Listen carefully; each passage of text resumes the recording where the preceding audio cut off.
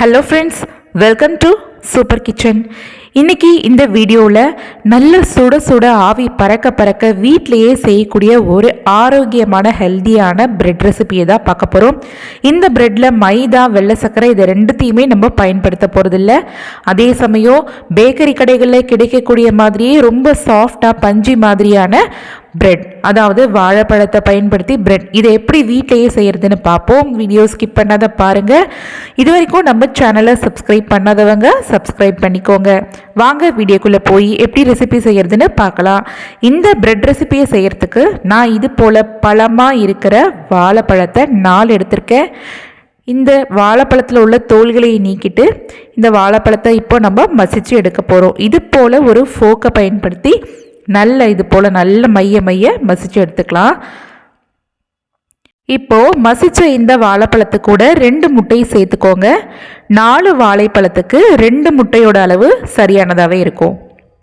இப்போ அதே ஃபோக்கை பயன்படுத்தி இந்த முட்டையும் வாழைப்பழத்தையுமே ஒன்று சேர நல்லா பீட் பண்ணிக்கோங்க. முட்டையோட மஞ்சக்கரு நல்லாவே பீட் ஆகி வரணும். ஒரு 2 நிமிஷத்துக்கு இந்த முட்டையை பீட் பண்ணி முடிச்சுருங்க. இப்போ ஒரு 1/2 கப் அளவு ஃப்ளேவர் இல்லாத ஆயில் சேர்த்துக்கோங்க. இது கூடவே 1/2 கப் அளவு நாட்டு சக்கரை, இது 2த்தையும் சேர்த்துட்டு இந்த பிரெட்டோட ஃப்ளேவருக்காக ஒரு 1/4 டீஸ்பூன் அளவு வெண்ணிலா எசன்ஸ் சேர்த்துக்கலாம். இது எல்லாத்தையுமே சேர்த்ததுக்கப்புறமா ஒரு விஸ்க் வச்சு இதை நல்லா மிக்ஸ் பண்ணிக்கோங்க. நம்ம சேர்த்த இந்த எண்ணெய், நாட்டு சக்கரை, வெண்ணிலா எசன்ஸ் எல்லாமே நல்லா மிக்ஸ் ஆகணும். இப்போது இது கூடவே 1 கப் அளவு கோதுமை மாவு சேர்த்துக்கோங்க. இப்போ இது கூட 1 teaspoon baking soda, 1/2 teaspoon baking powder, 1/4 teaspoon உப்பு, இது எல்லாத்தையுமே சேர்த்து இந்த பேட்டரை நல்லா இது போல் மிக்ஸ் பண்ணி விடுங்க. மிக்ஸ் பண்ணி விட்டதுக்கு அப்புறமா இந்த பேட்டர் இது போல் நல்ல ஒரு திக்கான கன்சிஸ்டன்சிக்கு கிடைக்கும்.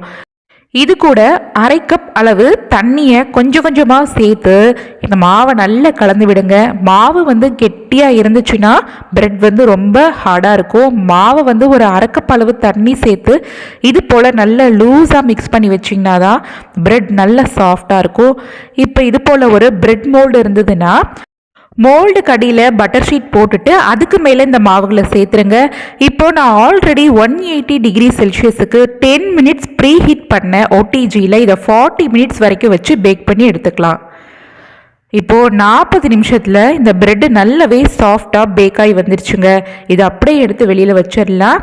இது போல் ஒரு நைஃப் இருந்ததுன்னா குத்தி எடுத்து பாருங்கள். இந்த பிரெட்டோட பேட்டர் கொஞ்சம் கூட ஒட்டவே கூடாது. இப்போ இதை அழகாக டீமோல்டு பண்ணி எடுத்துடலாம். இது மேலே உள்ள பட்டர் பேப்பரை மட்டும் ரிமூவ் பண்ணி எடுத்துட்டிங்கன்னா நல்ல சுட சுட ஹெல்தியான வாழைப்பழம் பிரெட்டு நமக்கு ரெடி ஆகிடுங்க. என்கிட்ட ஓடிஜி அவன்லாம் இல்லை, நான் எப்படி செய்கிறது அப்படின்னு நினச்சிங்கன்னா நீங்கள் நல்லா அடிகனமாக உள்ள பாத்திரத்தில் அதுக்கு மேலே உப்பை நல்லா ஸ்ப்ரெட் பண்ணிவிடுங்க. அதை ஒரு 10 நிமிஷம் ப்ரீஹீட் பண்ணிவிட்டு அதுக்கு மேலே இந்த பிரெட் மோல்டை வச்சு கேஸோட ஃப்ளேமை நல்லா சிம்மில் வச்சு 45 மினிட்ஸ் போல் பேக் பண்ணி எடுத்திங்கன்னா நம்ம ஓடிஜி அவன் இதில் எப்படி பேக் பண்ணுறோமோ அதே மாதிரி நல்ல ஃப்ளஃபியாக உங்களுக்கு பேக் ஆகி அதுலேயுமே கிடைக்கும். அந்த முறையிலையுமே நீங்கள் ட்ரை பண்ணி பாருங்கள். நான் இன்றைக்கி இதை ஓடிஜியில் தான் பேக் பண்ணி எடுத்திருக்கேன்.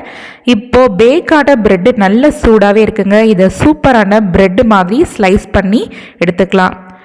நல்ல சூடாக இருக்குது.